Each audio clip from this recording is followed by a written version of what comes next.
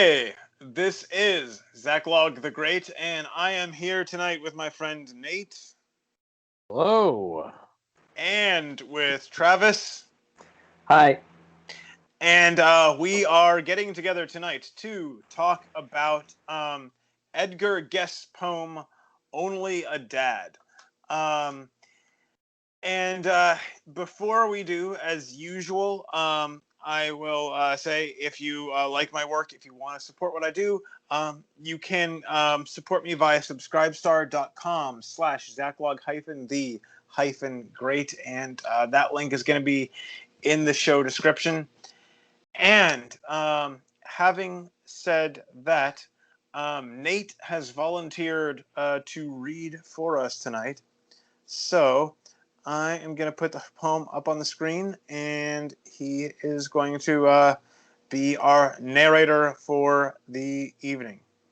So, and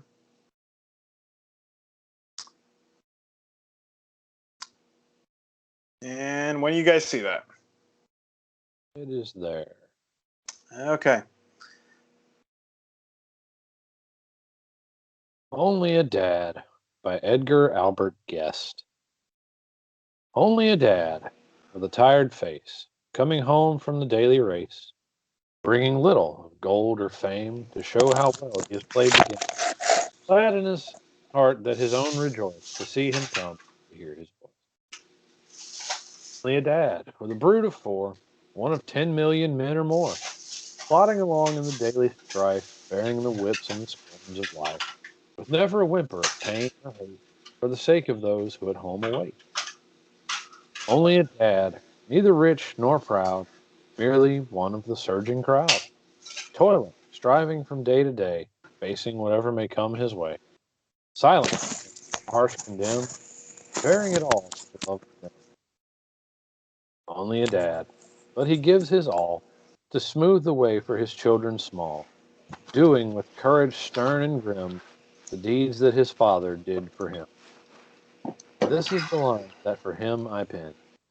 Only a dad, but the best of men.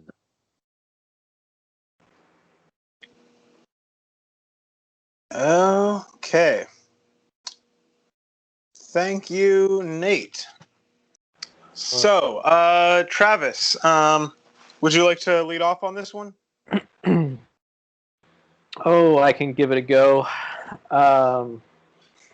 So he is one of the straightest poets that we've read, I think. As far as the simple, it's very straightforward what he's talking about. You don't have to think too much or pierce it out or do research and study, which is kind of nice. I don't know. There are some segments of the population might have to be like, "What is a dad?" Well, you know, I did Probably not watching this channel, so I did pick this poem to be adjacent to White Privilege Day. So, I'm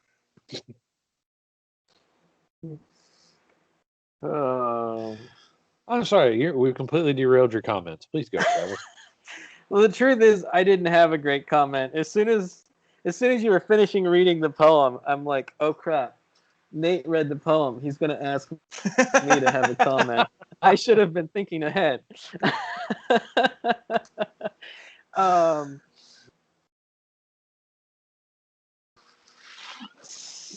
Okay, well, I can take over for a minute then.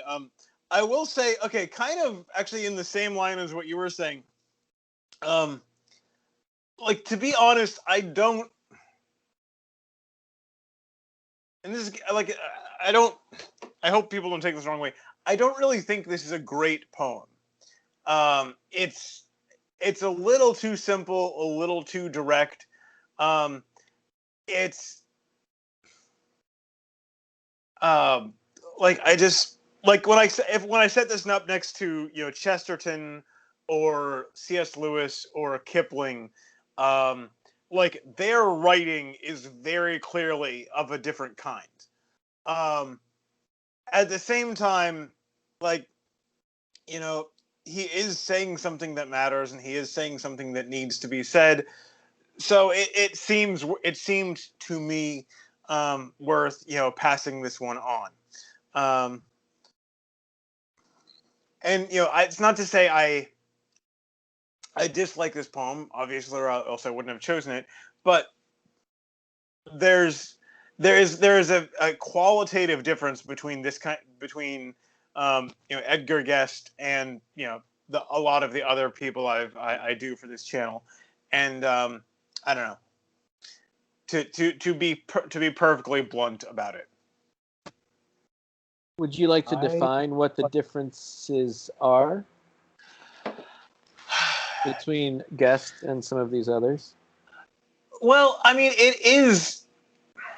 I mean, it's kind of like what you said. This is very direct, very straightforward. And when I'm memorizing these poems, like a lot of times as I'm going over them again and again, and as I'm working my way through them, I find like new things that I didn't notice just reading it. And I don't feel like there's a lot of that here. No, there's no double entendre here. There's no artistic flourish. This is very much a bowl of taters poem. And you know what? I love it. It's a little, you're talking about it's a little blunt. And I'm like, yes, it is perfectly blunt, just like a good solid hammer. All right. This thing is right what it needs to be to talk about what it's talking about. So I think in this case, the most artistic thing you could have done with this is write this right here, this absolute ham sandwich of a poem. I think it's talking about plain and simple men doing what plain and simple men have done with honor and courage and dignity since time immemorial. And so he wrote a plain, simple, stout little poem about it to laud these men. Not some flowery epithet, not some, ode to something, and, not trying to elevate it even, just saying that, hey, until the very last line anyway. Just like most of us, going about our lives, working to support families, nobody's really raising us up until the day we die. The last line we get, our epitaph is sort of, going to be the best thing said about us, most likely. And so, it's going to be the only time we're celebrating. Well, that's fine. We're not here to be celebrated. We're here for a different purpose. But I love the way this is built. I love the way this is very simple and just workmanlike because it's about the workman. Actually, and that was exactly the word I was going to use. I was thinking if you want to put what I said in more complimentary terms, I think workmanlike, is a good term for this. It's not filigreed. It's not decorative. It is poetry. It is verse, and care and thought was put into it, but it's not fancy. No, and so table, damn it. Yeah. I love that about it. And it's talking about the role of men. And doing the most, just about the most important thing we do. It's doing what we're for. I mean, if we're not out there strangling wolves to death, we're out there just trying to make sure everybody gets to eat. And hoping that when we keeping come back, the wolf from the door. Yeah, that's it. And when we come back, we hope that the wife smiles and gives the peck on the cheek, and the kids run up and tackle our poor aching joints, and it's like, I love you too. Now please back off for just a minute. I love you too. Now get off my spleen. I haven't had enough water today. But I mean, and I think about this, like, my dad. I think about my dad. I read this poem and then I had to like call him. I was like, "Hey, Pop, I love you." Just because that's my dad, to work his butt off to feed me and my 3 siblings, his little brood of 4. And, to make sure that we had all the things we needed. And just, his whole life. Just all the all the best parts of it, his youth.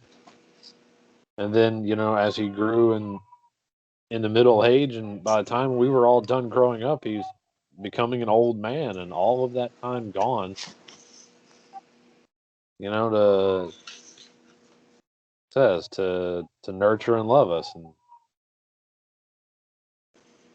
And this could very well just be called Steve. And I'd be like, yep, that's my dad. So I love it. Well, and it's I'm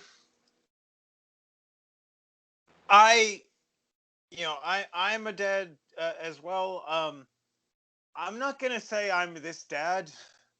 Um, I don't think you would characterize any of the jobs I've had to work to support us as with courage, stern, and grim. I don't think I've earned those titles. And with the second stanza, I think I probably complain a bit more than I have a right to. Me too. So I'm not gonna say I'm this dad, but like this is a real person. This is a lot of real people. And Except I was just gonna, except that I do think, like, even as I read it, bearing the whips and the scores of life with neither a whimper of pain or hate, I'm like, okay, that's slightly idealized, because what man doesn't experience some kind of a whimper of pain or hate? We all do. Now maybe he keeps it to himself. Maybe some of us keep it to ourselves a little more than others. Stoic, I think, is a good word. Right. Or even if you're complaining to some extent, you get up and you go to work again the next day. There's a stoicism in that. And I would say showing up and being consistent in any work is an effort of courage in its own way. Where's that line at that you were referring to? Courage, stern, and grim. Doing with courage, stern, and grim. I mean, I don't know, stern and grim. I mean, think about it. Any morning you're waking up and you hit the alarm clock and you're like, God, I don't want to leave today. Like, that's plucking up a bit of courage, and sort of a sternness, and beating yourself into submission to actually start your day. Well, and that's my thought on what you're saying. You do that, and there's gonna come a day where you look off into the distance of time and you realize that, yep, I'm gonna be doing this for a long time. Yeah. This very ritual of waking up and going, can I call in dead today? But you're going to do it anyway. And that's where you have to steel your courage for it. Because, Sean, I know for a fact you don't always enjoy your job. And I know it oftentimes frustrates, irritates, and discourages you. But you keep doing it. Even you face up to those problems and all of that, irritation and whatever else. And you just kind of go, well, let's see. Let's stack it up versus let's stack it up versus duty, responsibility, and honor. And you realize that second stack is much larger. And so you're like, yep, okay, gonna keep going doing it. So don't sell yourself short, bud. You may not be going out there, working on a loading dock or slinging pavement or driving a train. But this is about you two. And I will say, like, one other thing about this, like, about this poem, about this subject, like, in praising. Okay, our parents weren't perfect, and if we wanted to, all three of us could probably take a good bit of time going over, well, they did this, this, and this, and this wrong, and it was really frustrating or painful. At the same time, like, you have to affirm what is good in them, and you have to make yourself pay attention to that, because basically there's a very real level in which you are them. you take a little bit of dad, you take a little bit of mom, you put them together, and there's a little bit of something entirely new. And that's you. Like those three things, and that's you. And if you look at your parents, if you look at those who came before you, and your only response is to curse them and to cut them down, you're cursing yourself. Go ahead. No, don't worry about it. But and so looking back at your father, looking back at your mother, and making sure you take the time to honor them, I think that matters. I think that's an important thing to do, even if it just takes the form of, he got up every day, he went to work, even on days when he really didn't want to, and he put food on the table for us, and that's something valuable in itself. And gratefulness, gratitude and honoring of just that much, that matters a lot. I think we could deal with a lot more shame these days. Everyone was talking about, oh, you're trying to shame people. Yes. Yes, I categorically am, because they deserve it. Shame is a useful tool.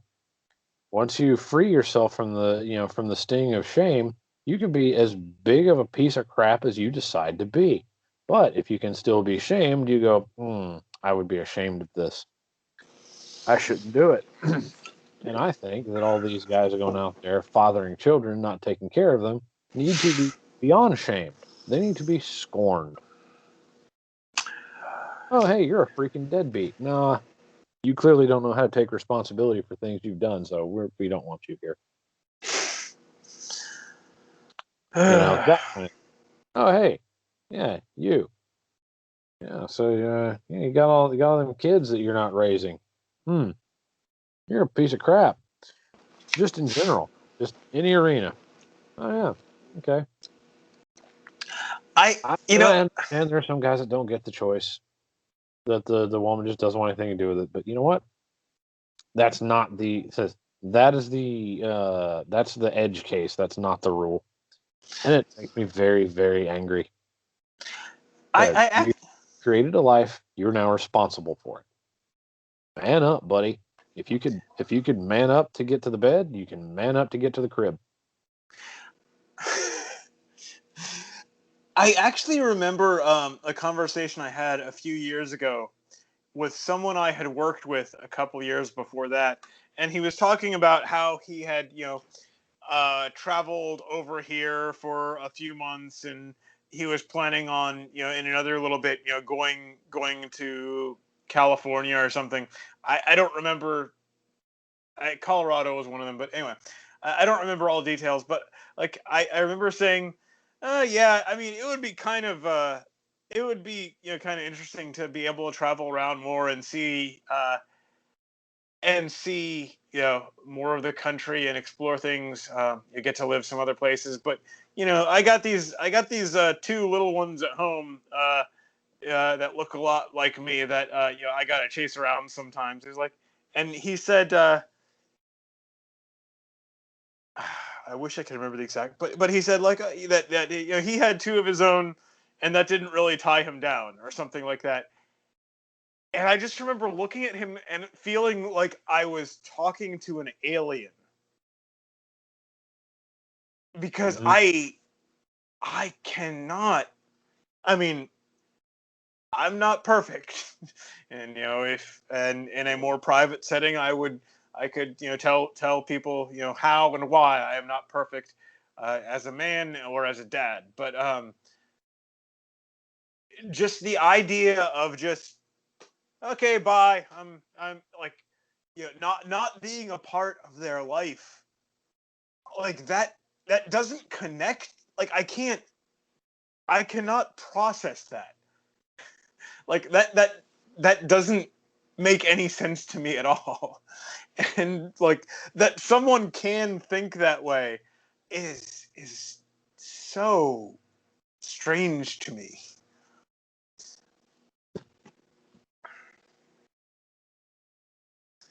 Oh, but I say so much. I would have YouTube helicopters flying around my house, though. Defensively, Susan. Honestly, that comment probably would have been a conversation ender for me. I don't think I could have gone on with it without getting into a fight. Yeah, I don't remember where things went from there. I mean, I didn't yell or anything. I just like... It would just been like, huh, all right. Well, I got to go be over there now. What, man? No, just don't. Not engaging you anymore. If I engage you in conversation, I'm going to engage you in combat. Let's just leave it alone. But yeah, I have wanted now to. I don't know. I have wanted to be a dad since I was a little kid. Like I had this, I always wanted to. I always thought that, yep, you know what? One day I'm going to have kids. I had no idea what that mechanism was going to be. Like before I understood where they came from, I was just like, yep, going to be a dad. Want to be a good dad. Want to be. Want to play ball with the kids and wrestle and do all that kind of stuff. Let them ride around on my back and crawl across the floor with them. Just have all that stuff. And then as I got older and figured out everything, I was like, you know what? Still want to be a dad. I went into my dating relationships with the idea that, hey, you know what? If everything goes right, if everything goes to the ultimate goal, this girl will make me a dad. So is she the kind of person I want to dad for, for her offspring? I found one. She's the best. She's sort of off to my, southwest right now. Southeast. Fantastic. Which is hard to determine because you're sitting sideways to us right now. Yeah, I'm halfway between Sean and 3D Australia. right now. I'm not fully upside down. I'm like in Brazil. But anyway, just this is the life I wanted to live. I mean, after I decided that it probably was infeasible to be, a professional wrestling monster truck driving archaeologist. That's a good call. I like life that. I wanted, and by the grace of God, I've got it. And I just, man, my dad was a farmer. Then he drove 18-wheelers hauling crude oil. And then he drove 18-wheelers hauling crane parts. And then that all ruined his back so badly that he almost couldn't work anymore. And he ended up started falling into this thing as being a landlord. And now he's working at Tractor Supply Company. And my dad has worked harder than anyone I've ever known. And he's left me a whole very tall order to do for my sons the things that my father did for me. And I'm honored by that, and I'm challenged by it. And by gum and by jingo, I'm going to do my best. And so, when it's my turn to finally lay down and sort of, and just be through with it all, I'm hoping that the seeds I have planted in the deep and fertile soil of the generations will grow to be something greater than me. And so maybe then, they can actually say that I was one of the best of men. And I hope so. And honestly, I've got nothing else to say. Travis, how about you?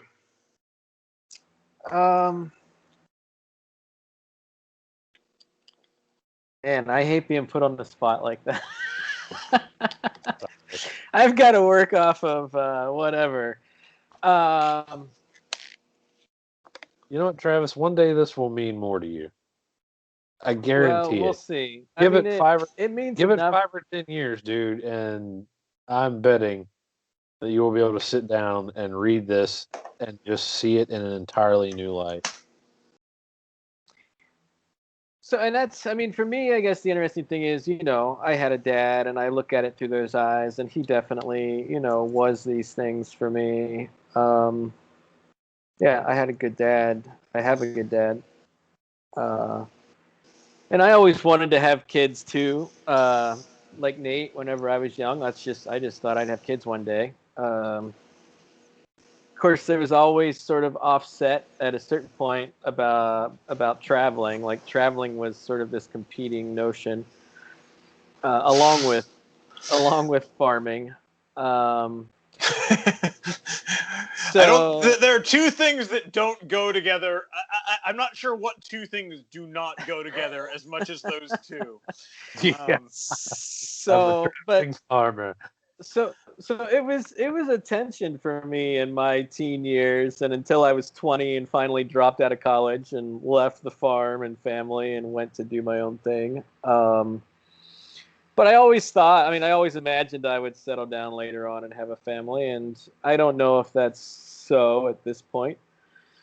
More because of, health issues than anything. Like, I don't have the energy to be a dad. Like, I love hanging out with my nieces, and I have a great time, and I do what I can to invest in them, but it's exhausting. And I know that every parent experiences that every day. They don't get to hand them back to their mother at the end of the day, or the end of 3 days, whatever it may be. It's like leveling up. Dads you did not used to have, you find out you do. Now, things that challenge you grow you, and kids are the most of that. I did not think I could do. If you ask 25-year-old me if I could deal with the stuff I deal with now, no. He'd be like, absolutely not. And I look back and I'm like, yep, this is all sort of a matter of course. I will say a couple of things on that. Like I it's not fashionable today, but I would encourage people to be careful, take care who you pick. Keep don't just goof around, but get married and have kids young. Because I mean, I don't look quite as old as I actually am, but I even though I don't look it, I feel it, and chasing little kids around would have been a lot easier for me 10 years ago. So for those of you who can, if that is an option, like don't put it off, and especially I think that's another. Oh, go ahead.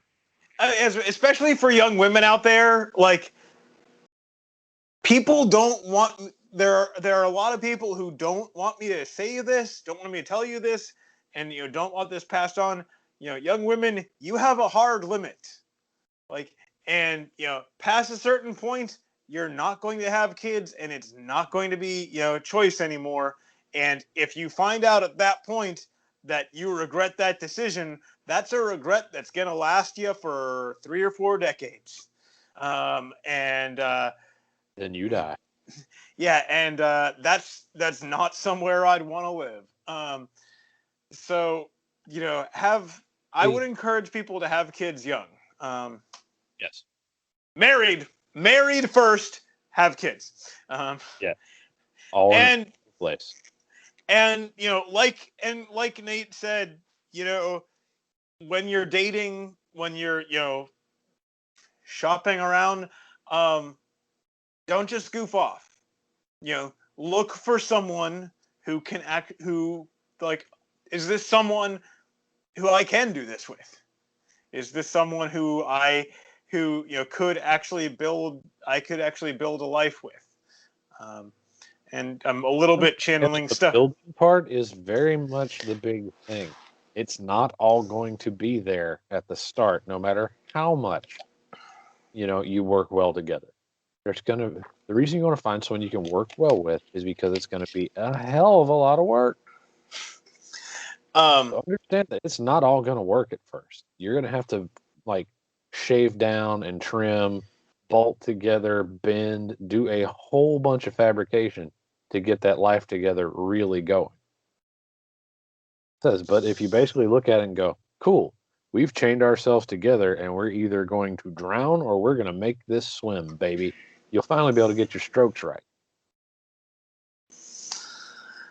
So yeah, I was channeling a little bit of Stefan Molyneux there, but I think he's singing a good tune on this subject. So I'm happy to join in on the harmony. Travis, man, I feel honestly, you have my deep sympathies being a young dude these days because I feel like the deck is stacked against you, man. It's going to be harder for you than it was for us.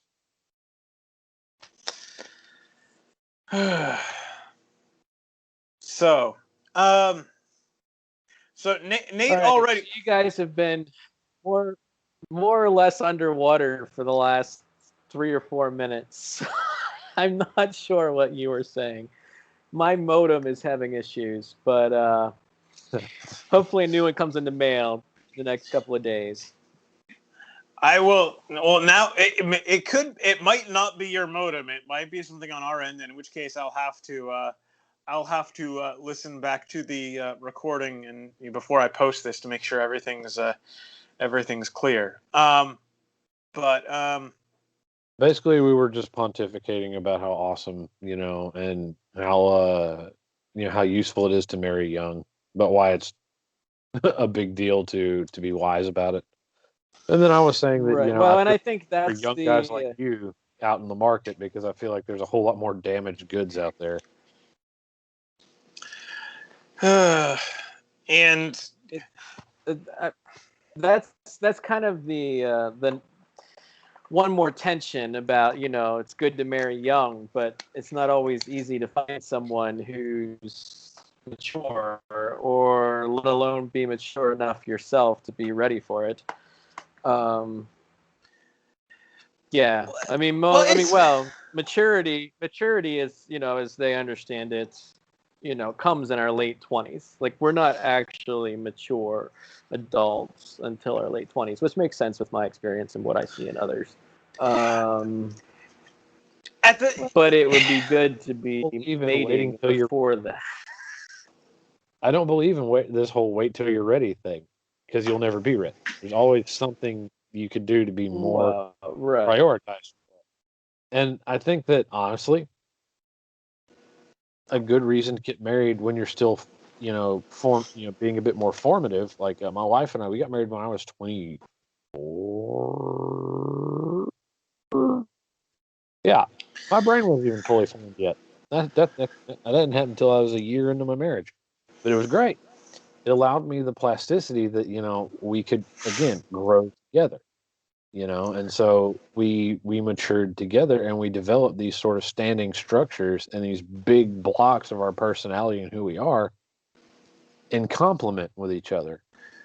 And so instead of having to take, two very separate things, we grew together at the stump instead of having to be, grafted at the branches. And so I feel like that makes sense. Cool. And it's the same thing with having kids. You can wait and wait and wait and wait and wait until you have everything just right. But then that stress is hitting a much less flexible structure, and it could break it. I believe that, do it younger. That way, again, you grow into the role. But, hey, I'm an old toad with a mustache. Well, and also there's just, a couple of points.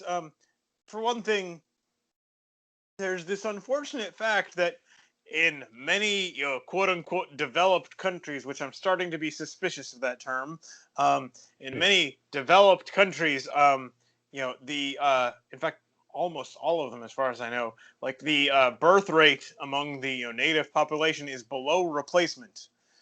We're not having enough kids to keep us going, and it's easier. Yes, you have done your part.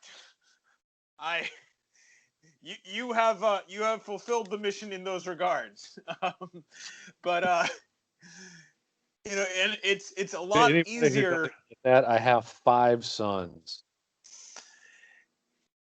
And I'm not discounting any daughters that, we may have in future, but I have none presently. I will say though, if you make it to 7, then there's a chance that one of your grandsons could be a great wizard. I understand is how it works. Sorcerer. Okay. I don't know all the lore. Would be a Prachidian sorcerer but the last one would have to be another boy. 7th son of a 7th son. Anyway, but it's a lot easier to have kids if you start relatively young. And the other thing is just like, if all of our parents and grandparents and great grandparents, etc., had waited until they were ready and everything was right, none of us would be here. 0. There would be no us. And although I have bad days and I get frustrated sometimes, on the whole, I am glad there is a me and I am glad there is an us. So I'm going to advocate that we keep doing things that way. That, get married first, be ready in that regard, but don't keep pushing things off and waiting, please. Yeah, get married in your early 20s, mid 20s maybe. Spend a year or 2 getting to know each other and get used to being spouses. I don't want people to rush straight into baby making. That's a bad plan. That makes things a lot harder. Because instead of learning to be spouses, then learning to be parents together, you have to do it both at once, and it kind of crosses your wires up. There's short circuits in that process. But once you feel like you can, weather storms and you've got most of the sort of just goofy garbage that's going to come in with you, you've got a kind of clean surface to work in a relationship. Have kids. Bite the bullet. Take the plunge. I'm going to stop using metaphors because all of them all of a sudden sound heinously sexual. But anyway, just dang, now I've painted myself firmly into the corner and nothing I say doesn't sound like an innuendo. Have the baby. Start your next generation. And then just, frankly, this always sounds so dismissive, but it's actually kind of the fun part. The second fun part is and then you just deal with it. Just roll and see where it takes you because it's so freaking interesting. But it's interesting. I cannot imagine. I mean, okay, I have 2 little dad poems with Travis. Love you, man, but it's like I always feel bad because me and Sean talk about having, how awesome being a dad is and stuff, and then Travis is like, "Yeah, I don't know about that." I have 2 little boys. I get frustrated. So with them sometimes. I missed all of the last 3 minutes, but I got that. I have 2 little boys, and I get frustrated with them sometimes. But at the same time, like the very fact that they constantly interrupt. Okay, I'm trying to do this, but I want to go outside. I want to play. I want you to throw me onto the bed. I want you to spin me around. And the fact that they demand that I do something different. If you can let go, if you can learn to say, I'm done with my thing for right now. It's time to do their thing. If you can learn to let go, that is an enormous part of the fun that, things keep moving. And I can't, my life would be easier without them. It would be easier, but I can't understand what the point would be. And that's the thing, like life like life isn't like a good life isn't supposed to be easy. It's not about, sitting back and just, what and relaxing with a drink in your hand and watching the world go by. A good life is one where take on the biggest fight you can. Is one where you do the biggest, most important work you can, and learning to be a good dad is probably one of the biggest parts of that.